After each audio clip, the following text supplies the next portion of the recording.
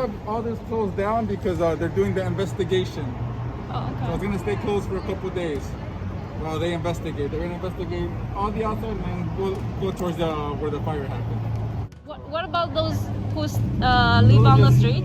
Let them We out? tried to, but we can't force them. So they're gonna stay there if they choose to. Okay.